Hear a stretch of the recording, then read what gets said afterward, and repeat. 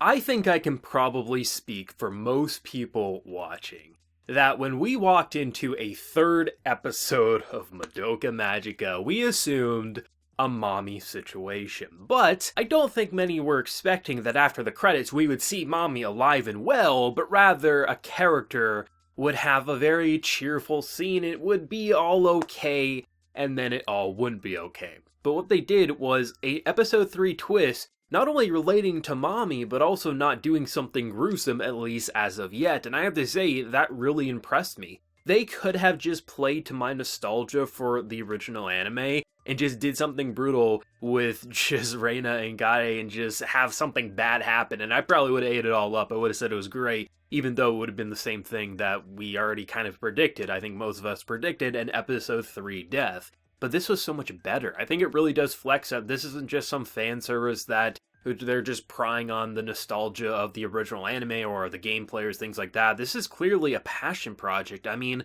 look at how much attention to detail is put into the visuals alone, and I've heard from countless game players that they're not just taking the game story and turning it into a gacha anime, but rather they're making it into an actual anime story by using events from the game, and that's what you want to see happen. And Jesus Christ, this was such a great episode. Seriously, it almost feels like we're getting better with each week, and granted, we're only 3 episodes in, but this is a great sign for the future of this anime. I mean, you start off the episode with this, adorable, friendship is over, little childish sequence, and it obviously is going to make you a nerd, but at the same time, it is also kind of adorable and really sets up the whole idea of the theme of this episode, which is friendship, and how it is a very simple and mundane thing. They keep breaking up their friendship, and how you have one who is too proud to apologize, and one who just accepts blame for everything, and I thought she was going to be 100% killed, but nope, she was kidnapped, which thank God for her, because that would have been a very rude wake-up call for what you really wanted with your friendship had you been the cause of her death. So you gotta thank your lucky stars you didn't end up with a mommy situation like in the original anime in episode 3, because that would have stung. I just thought the idea of the friendship theme, it easily could have been horrible. It could have just been disposable nonsense, anime nonsense. And maybe if you remove the insane visuals, a lot of people would say it is still just a friendship bickering quarrel, but at the end of the day, most of these magical girls get wrapped up into being magical girls for the most basic of reason. We've had a character admit that they just wanted romance, and the romance didn't even succeed. So them having issues with friendship, it can actually be a pretty big deal for them, and then when they have their arguments and fights in the middle of a battle, fighting witches and things like that, it can have severe consequences. So it makes those very simplistic themes and stories into something a lot more complex at the end of the day, especially when they are in a pretty toxic environment when their entire lives are dictated on killing witches and getting gems to clear their own soul gems. There's so much that can go wrong. So when they have a little argument about friendship and who's gonna apologize first, I kind of pass it off as a lot more complex than just a normal high school student having a falling out and making it overly dramatic for no reason. Here, the dramatic, it kind of makes sense, while also feeling relatable on the process, which I deeply, deeply respect. And there's just something about this episode I think the most that really sells Shaft, and how I've seen different people over the years say Shaft have lost their touch, they've lost their magic, and I've been an avid supporter for Studio Shaft ever since I discovered them, and I still, even before this anime came out, I was like, they are still one of my favorite studios. They have a way of looking at anime, and obviously that's a big help to certain people like Akiyuki Shimbo and things like that, but still, there are key just ideas and minds that really shape anime into such a unique beast, and this episode, especially during the fight sequence, they literally were just casually talking about if they were going to stay friends and how I hate you, no you don't, you apologize, the apology didn't count. That is literally the entire dialogue throughout this fight. But every time you look at this screen, you're just you're hearing the dialogue. You understand, yeah, they're gonna make up, they're gonna be friends as long as they don't end up dead. But then you just look at the backgrounds and how, there's always something happening on screen. Whether a character is standing still and you have their silhouette and, bird silhouettes in the background, or just something's falling from the sky.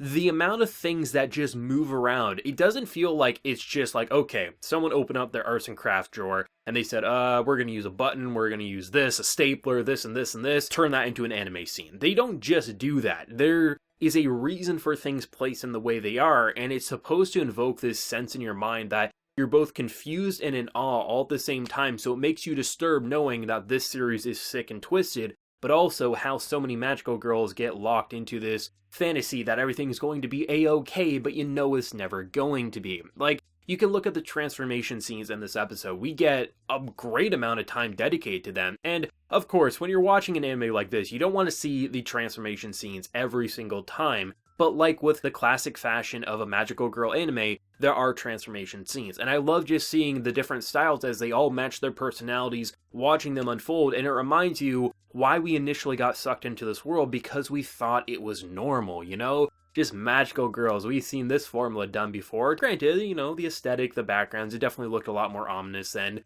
a lot of shows with a name like Mahou Shoujo, but still, it felt normal. But then you would always get those moments that just remind you, you got Kyubey, you got the witches, you got the death and despair and just the heartbreak and turning yourself into a witch. There's so many ways for it to always go wrong, and I love how they constantly remind you with like these classic magical girl tropes that it's gonna be okay, and then within a matter of minutes they remind you, no it's not, we're just screwing with you, because this is what this anime is. It loves to screw with us, and that's one of the biggest reasons I've enjoyed it always since I first started, and every time I've rewatched it, the idea of just manipulation, similar to these characters, the viewer gets manipulated and roped in, and we can't turn away even if we want to. Like, seriously, the whole idea that you have a friendship is over party basically happening here. And at every moment I was like, I know what's gonna happen. Reina gonna become a witch, she's gonna get so angry. We've seen that in the original anime, right? But they didn't go down that road, and that's something that I think I'm most impressed with. I think pretty much everyone assumed it was gonna look and probably feel like the original anime in some capacity, maybe not mirror and match it and even surpass it in certain ways, but it's Shaft. I doubt they're gonna mess up their visuals. But the idea that they're not just rehashing the same thing, like yes, we have the original cast going to be a part of this anime. We have Mami, we're going to have Madoka, we're going to have a lot of these characters, right? However, they're not just retreading the same territory. They're not just saying, another pink-haired character is going to follow the exact same path as our previous pink-haired character. Blonde character, you know what's going to happen. You know, blue-haired character, you know what's going to happen. Rather than just retreading on the same territory, they definitely set it up as your expectations are assuming they're going to do it, but then they tell you something completely different. And I've heard this is a very twisted story and it's going to get brutal, and I'm excited for the fact that they're not just doing the same things, but also when we do get those brutal moments, I don't think I'm going to be able to predict it, because I thought this was going to be the episode that we would get it. Something gruesome, a head would fly, something like that. But rather, it didn't happen. And rather, the shock to us was that characters survived. And that is a very promising sign that a show that we think probably we can predict, because we watched the original anime, we know what to expect, and they broke it. Next episode, they could kill 3 characters, and I wouldn't see it coming, because I thought this was going to be the episode. They had all the signs pointing to a bad thing happening, and they completely avoided the cliche and predictable, and that's how I know that this is going to be continuing to be one of my favorite anime of this season. Like, production-wise, there's no competition in my mind. This is the most beautiful looking anime to me. I mean, Shaft is just bringing their A-game, 100%, and it's probably a fun thing for them to be able to come back into a beloved franchise like this and be able to do things you normally can't do with background work in an anime setting, and you gotta love just the overall creativity for it. But I have to say, the characters, like, even though it's a fairly large cast of characters, it'll take some time to remember names and things like that, it does feel like they're people at the end of the day. It does have that familiar charm that when I first got introduced to the original cast of characters, I felt like even though this is just their initial personality, we haven't seen them develop too much yet, you knew they were going to turn into something just based on how well their writing and dialogue was seemingly there at the beginning. And that's the same feeling I'm having right now, but also the cast is actually larger, and we're also going to have the same cast as, Mami's going to be kicking down the doors in the city seeing why Kyubey can't walk in, which obviously is going to tie to that little critter that apparently is only ever going to be there when Tamaki's in the witch world. Like, there are so many ways for this conspiracy and mystery to go down in both intelligent and super fun ways, but also crushing sorrow and heartbreak ways. And it's like, this is so damn good. One of the most anticipated anime for me every single week. Like, this story could suck and I'd just be like, look at the visuals, but it's so nice to say that I'm loving the characters as much as I'm loving the production. And I mean, the music is always blasting in your face. You're always hearing creepy instrumentals, but also magical instrumentals. Just everything about this is so good right now, and they've definitely avoided more production missteps than the original anime, when it was initially airing, as you can look back at like the first 3 episodes before the Blu-ray corrected a lot of the details, and there definitely was a lot more sloppiness to it, but here, the first 3 episodes of this anime are already looking fantastic, and I can only imagine how much better the Blu-rays and DVDs will look, because you know, even if it looks perfect, Shaft will find a way to correct even more. I will say, I don't think I have a favorite character as of yet. I mean,